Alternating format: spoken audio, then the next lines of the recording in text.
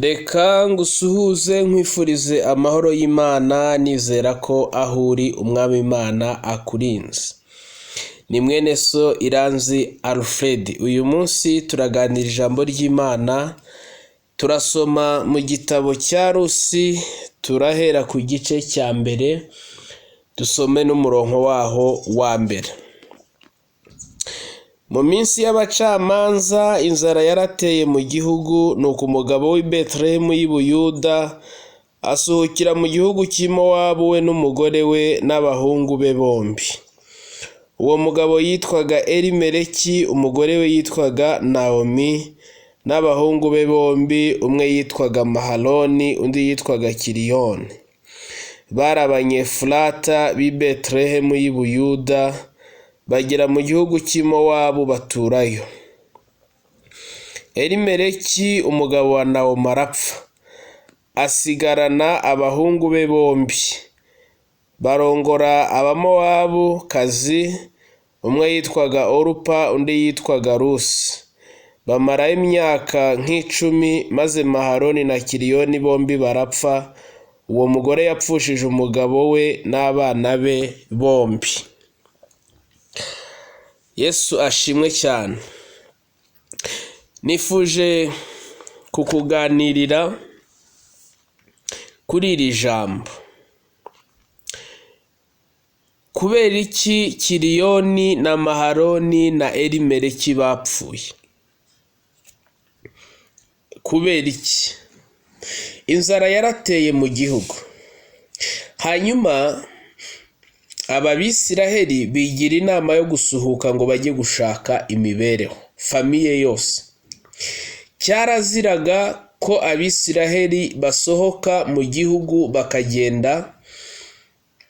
Ikindi nuko iyi nzara yari yatewe n'Imana nk'igihano cyari kibajeho kubwo gukerensa Imana, kubwo kutumvira Imana.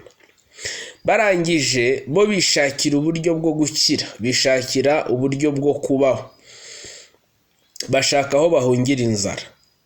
Bakora ikosa, bahungira ahantu hari havumye.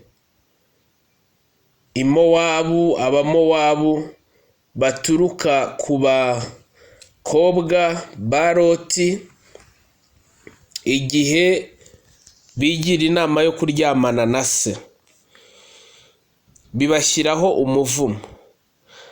Elimeleki n'umuryango we barasohoka. I Mowabu hari ibiryo ariko hatari ubuzima. Mu buryo bw'umubiri harashobokaga, ariko mu mwuka hari hapfuye. Uyu mutego baguyemo abantu benshi bakunda kuwugwamo. Akazi kose ni akazi, ariko akazi kose ntigakwiriye Abakristo. Ahantu hose ni ahantu, ariko ahantu hose ntihabereye Abakristo. Hari ahantu mu mubiri hari ubuzima, ariko mu mwuka hapfuye. Hari ahantu mu mubiri hari amafaranga, ariko mu mwuka hapfuye. Hari ahantu mu mubiri hari ibintu bifatika, ariko mu mwuka hapfuye. Byaviriyemwo Naomi kugaruka ari incike. Umugabo we yarapfuye, abahungu be bombi barapfa, bapfa batanabyaye.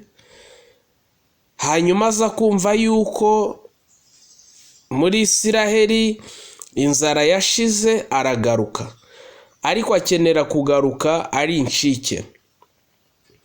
Hanyuma yanga ko bamuhamagara izina rye, kubera ibintu yari yarahuye nabyo bishaririye, ariko barazize gukora amahitamo atari meza. Ukwiye kwitonda ukamenya neza amakuru y'aho ushaka kujya, amakuru y'aho ushaka kujya gutura, amakuru y'aho ushaka kujya gukorera, amakuru ukayamenya. iyo upfuye kugenda gutyo gusa ngo nuko ubona n'abandi bari kujyayo, uri umukristo ushobora kujyayo ugahura n'akaga gakomeye. Ushobora kujyayo ukabonayo amafaranga ariko umuryango wawe ugateseka.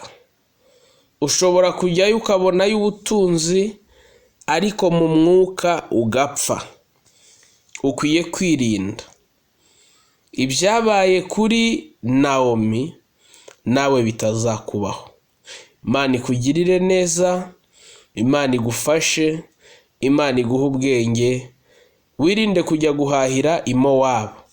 Iyo umuntu ahahiye i Mowabu agaruka ari incike. Niko bigenda. Imana rero ikurinde utazagaruka uri incike. Imana ikugirire neza. Shalom.